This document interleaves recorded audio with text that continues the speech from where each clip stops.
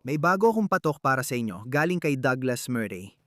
Hindi ko pa napapanood ang clip na ito pero marami na akong narinig tungkol dito. Kaya ito si Douglas Murray na winawasak ang Islam sa podcast ni PBD. Patrick Bet David. Pakinggan natin.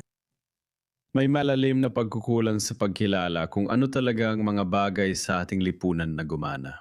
Sa tingin ko, nangganganib tayong patayin ng gansang nangingitlog ng ginto dahil sinasabi nating hindi pa sapat ang ginto nito.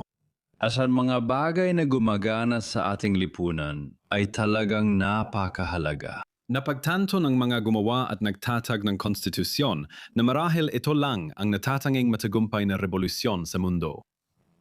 Narealize nila na mahalaga ang kalayaan ng konsensya at pananalita bilang pundasyon. Kung hindi mo makuha iyon, hindi na susunod ang iba.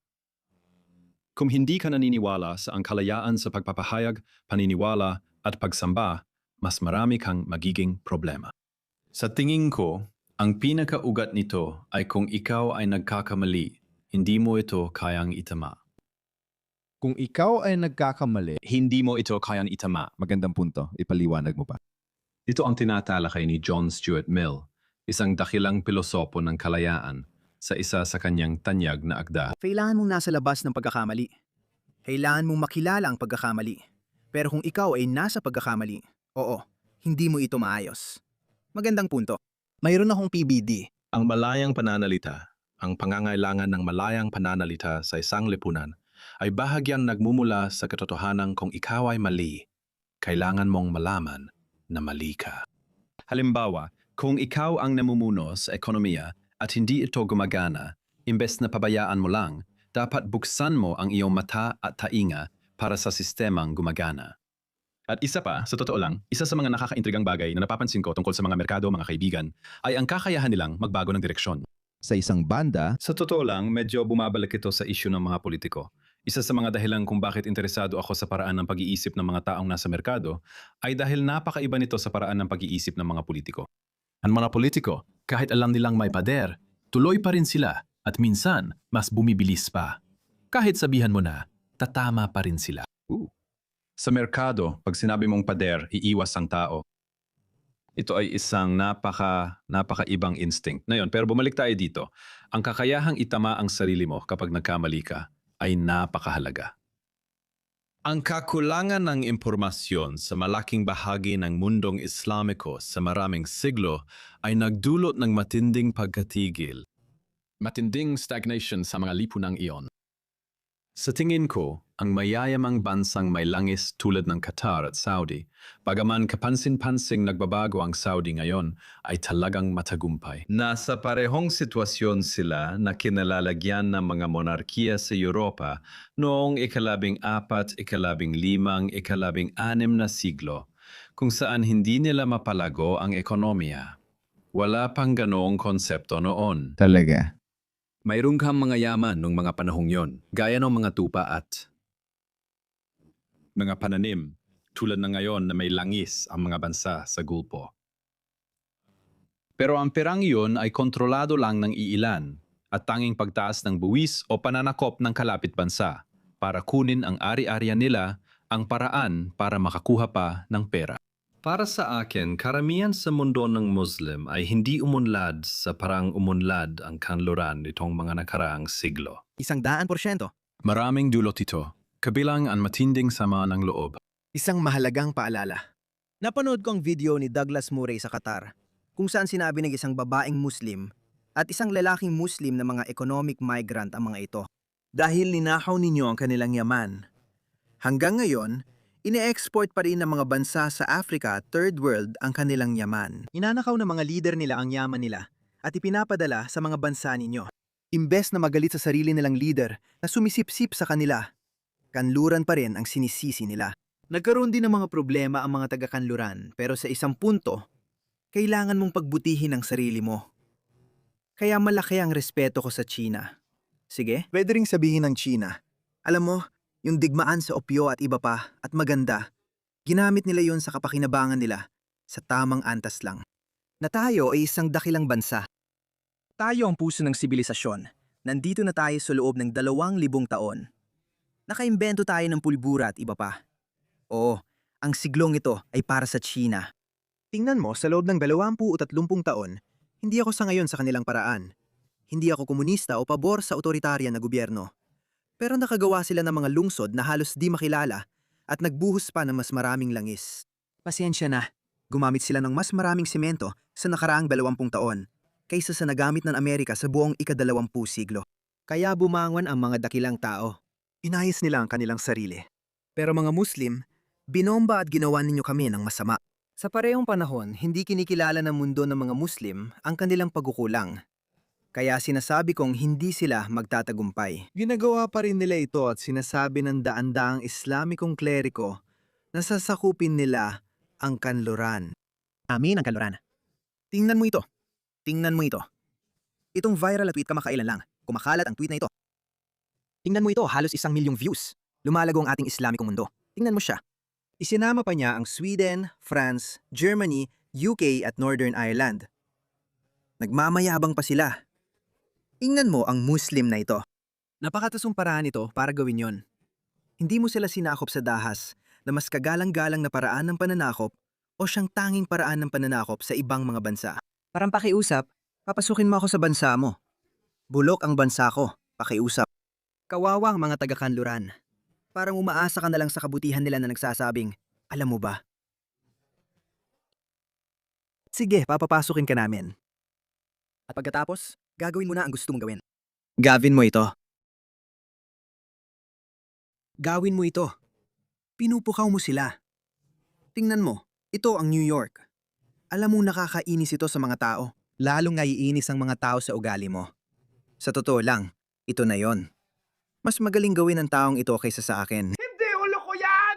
Hindi ko damit yan! Damit ko yan na ginupit! Everyone has discrimination! Pakiusap! Papasukin niyo ako sa Estados Unidos! Pakiusap! A country that killed people for no reason! Mahal yun! Dato na Diyos! Dato na Christian! Killed kufar! Killed kufar! Victory to Muhammad! Victory to Islam! Dato kufar! That's literally them. They beg.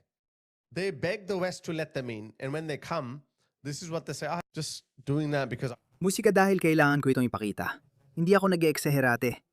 Dumarating sila dito ng hayagan at itong ipinapangaral nila. Ihanda nyo para sa kanila ang lahat ng makakaya nyo mula sa lakas at mga kabayo. Hindi niya sinasabi yan sa Ehipto. Sinasabi niya yan sa Londres. Na kayo ay magdadala ng takot. Magpapalaganap kayo ng takot. Matatakot at matatakot sila dahil doon. Takutin at sindakin ka.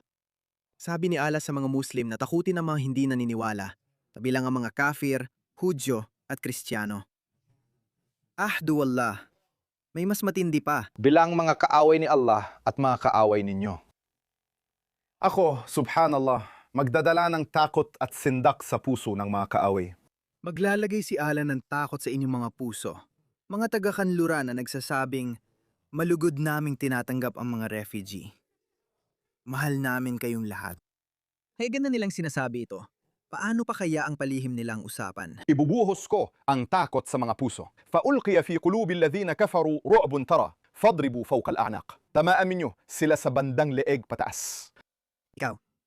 Ito ang inuutos niya sa kapwa niya mga Muslim na gawin sa'yo. At putulin ninyo ang bawat daliri nila. At putulin ninyo ang bawat daliri nila. Bakit mga daliri? Bakit daliri?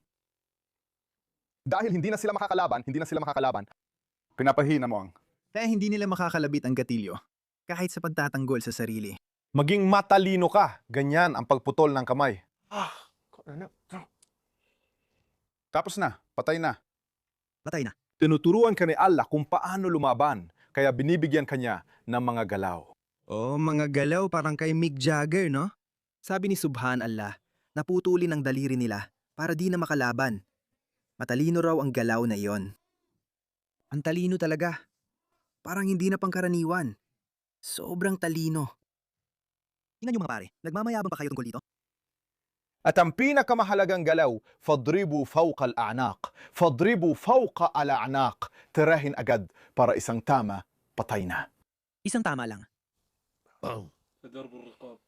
Boom! Oo. Kaya kung makasalubong mo, oo. فَإِذَا لَقِيتُمُ الَّذِينَ كَفَرُوا فَضَرِبُوا الرِّقَابَ. Surah Muhammad. Kung makita mo ang mga فَضَرِبُوا الرِّقَابَ, paulit-ulit itong lumalabas. Either tamaan ang leeg o tamaan sa itaas ng leeg, ayon sa iba. Ulo. Pinag-uusapan nila kung paano ka papatayin. Pinag-uusapan nila kung paano ka papatayin. Isa pang video. Ito ulit, lantaran ito mga pare. Tingnan nyo ang taong ito. Kapag ang mga Muslim ay sumakop sa kalapit na bansa, anong ginagawa natin? Pinapatay natin silang lahat. Hindi. Sabi ng propeta, una mong anyayahan silang pumasok sa Islam. Kung tumanggi, sabihin na inatasan kayo ni Allah na magbayad ng buwis. Kapag may umatake sa bansa nyo, hindi kayo lalaban. Kami, mga Muslim, ang magpoprotekta sa inyo. Subhanallah sa ganitong halaga. Ang maliit na halaga ay maaaring umabot sa 50%, gaya ng siningil ni Muhammad sa mga Hudyo ng Khaybar. Kailangan nilang magbayad ng 50% buwis. Ang mga Muslim ay nagbabayad ng 20.5%. Subhanallah oh! Nag-enjoy kayong mamuhay ng normal sa inyong mga bahay at bansa, pero ang pamamahala ay ayon sa Sharia. Bilang mga mamamayang ikalawang klase, si Umar ay ikalawang kalipa. Ang kalipang sumakop sa Jerusalem ay may tinatawag na kasunduan ni Umar.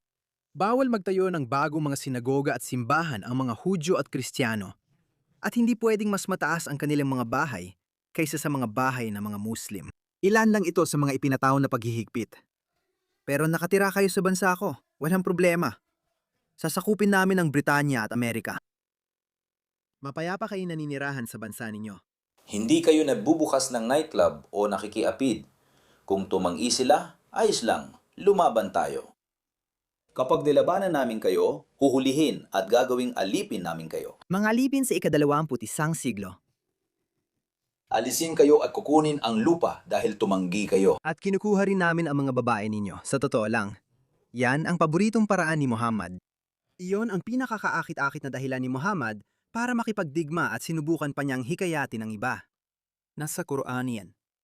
Sinubukan niya akitin ang ibang mga lalaki na makipagdigma para makabihag sila ng mga babaeng blonde.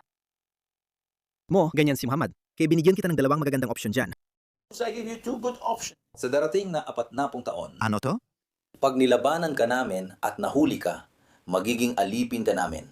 Kukunin ang lupa mo at kukunin mo ang wirok dahil tumanggi ka. May 2 magandang pagpipilian para sa iyo dahil sa susunod na 40 o 50 taon, lalakas ang mga Muslim gaya ng nararapat. Iyan ang sinasabi nila ng hayagan. Balikan natin si Douglas Murray. Ngayon, alam mo na ang punto ni Douglas Murray. Sobra ba siyang magalang? At isa sa sa tingin ko, isa sa pinakamahalagang natuklasan ko sa buhay ko kaugnay niyan ay may particular na problema sa mundong Islamiko na hindi masyadong pinag-uusapan ng mga tao. Pero ito yon. Ang Quran ay tinuturing na huling pahayag ng Diyos sa tao. Ang huling pahayag. Wala nang susunod rito. At lahat ng mga pahayag na nauna sa mga relihiyong Abrahamiko ay bahagi ng Islam. Kung kayo ang tumanggap ng huling salita at kayo ang tagasunod ng salitang iyon at ng propetang iyon at ng Diyos na iyon, bakit hindi maayos ang inyong lipunan? Bakit gumagana ang ibang lipunan? Madali lang. Dahil sa inyo. Dahil sa kanluran, dahil sa mga Hindu, dahil sa mga Hudyo, dahil sa mga Kristiyano. Dahil sa iyo. Tayo ay perpekto.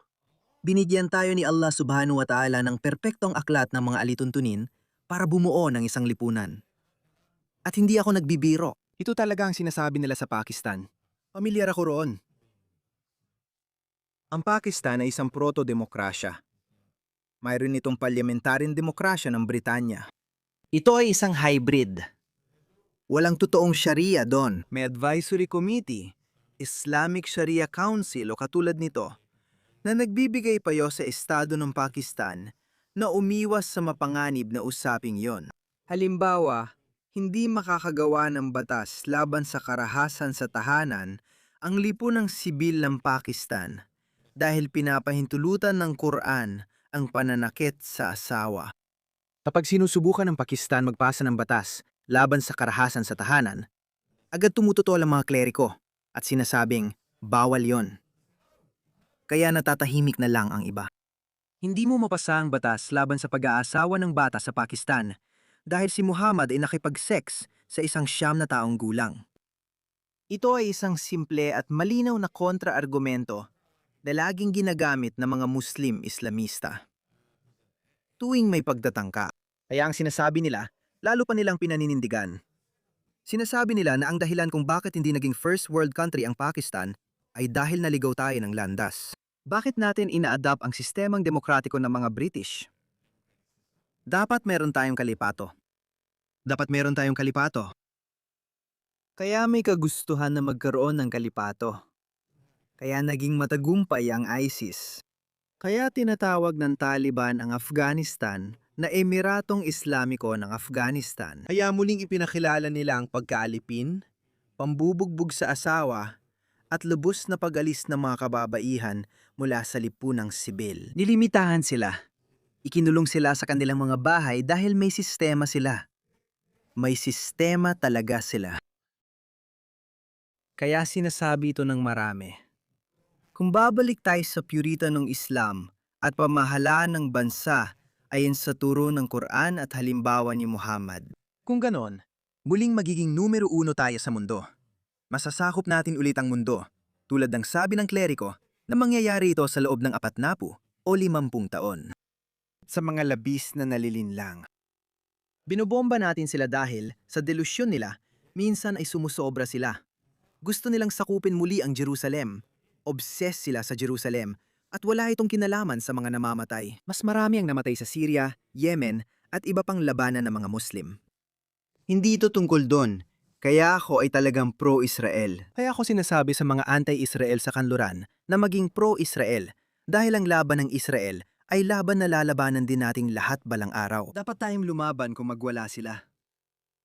Nais nilang sakupin ang Jerusalem at patayin ang lahat ng Hudyo, gaya ng inihula sa kanila ni Muhammad. At kaya sila nadadala ng emosyon. Kaya dapat tumugon ang kanluran at bombahin sila ng Israel. Ganun lang kasimple. Para sa akin, ito ay malalim na psychological na problema sa malaking bahagi ng mundo ng Muslim. Iniisip nating tayo ang itinadhana at panalo sa teolohiya at nakatanggap ng huling revelasyon. At sa tingin ko, sa totoo lang, karamihan ng anti-Amerikanismo, anti-Zionismo at pagkaayaw sa kanluran sa malaking bahagi ng mundo ng Muslim ay nag-uugat sa katotohanan ito sa pinakapunot dulo. 100%, perpekto Douglas. Bakit sila mas magaling samantalang? Sabi nila, tayo raw ang pinakamahusay. At sa tingin ko, nagdudulot ito ng matinding sama ng loob, cognitive dissonance. Isa ito sa mga dahilan kung bakit madaling maapektuhan ng teorya ng sabwatan ang mundo ng mga Muslim. At naiinggit sila. Literal na naiinggit sila. Nakita ko ang mga British-Pakistani, mga doktor, talagang edukado, talagang liberal na pumapanig sa Russia. Sinusuportahan nila ang Russia at China dahil kontra sila sa kanluran, lalo na sa Amerika. Kaya na nung may pag-atake ng pating sa Sharm el-Sheikh, 10 taon na ang nakalipas. Sinabing mga lokal na autoridad na ang pating na umatake sa isang naliligo sa pinakasikat na resort ng turista sa Ehipto ay ipinadala ng mga Zionista. Ang pagtingin na may kinalaman ng kanluran sa ibang mga bagay ay isang paliwanag kung bakit hindi maganda ang nangyayari doon. At sa bawat bansa, maging sa Ehipto, na mas maayos ang kalagayan kumpara sa iba. Ganun ba? O Iran, tama ang paghihirap ng tao, ang kawalang kakayahang mapaunlad ang talento, at marami pang iba ay dahil sa ilang nakikinabang at hindi alam kung paano mapaunlad ang talento ng mga nasa ilalim nila. Iyan at ang kalayaan sa politika, personal, at relihiyon, kabilang ang kalayaan sa pananalita at kalayaan sa pagsamba, ay mga ganap na kinakailangan. At iyan ang dahilan kung bakit hindi ko maintindihan ang parang pagpapakamatay na anti-kanluraning pananaw sa loob ng ating mga lipunan sa panahon natin ngayon. Kaya nang lagi kong sinasabi, ang daloy ng mga tao ang magsasabi ng lahat. Wala namang, ayon sa'yo, gustong pumunta sa Iran para sa kalayaan sa relihiyon. Walang pumupunta sa komunistang China para magkaroon ng mas magandang buhay, lalo na mula sa kanluran. Negatibo net migration ninyo, di ba? Tama. At ito ang dahilan kung bakit naisip ko ang mga estudyante sa kolehiyo na naniniwalang wala pang mas masahol na naranasan kaysa sa kanila ngayong 2024 sa Berkeley. Ito ang dahilan. Isa sa mga bagay na ikinagugulat ko ay parang, hindi mo ba napapansin na gusto ng mundo na pumunta rito? Hindi mo ba iniisip na baka may dahilan kung bakit ganon? Hindi mo ba naisip na maaring dahil sa mga bagay na nagawa natin ng maayos dito? At kung nagawa natin ng maayos ang mga bagay na iyon noon, dapat natin iyong panhawakan. Mahilig ka sa kasaysayan. Sa ngayon ako, tama ka. Kaya ganyan si Douglas Murray. Magaling, oo. Madalas sinisisi ng mga Muslim ang iba, pero hindi nila tinitingnan ng sarili sa salamin. Hindi nila gagawin yun dahil nakaugat na yon sa lipunan nila. Sinisisi nila ang kanluran at nagdarasal sa mga moske para sa pagbagsak na Amerika, maging sa mga moske sa Amerika mismo. Pinatugtog ko na sa iyo napakarami sa mga video na ito. Nakatira sila sa Amerika, Britanya, Australia. Malamang sinasamantala ang sistema ng ayuda ng gobyerno at nagdarasal, Diyos ko, pakiwasak ang Amerika. Yung pa lang ay sapat na para paalisin natin sila. Paalisin sila.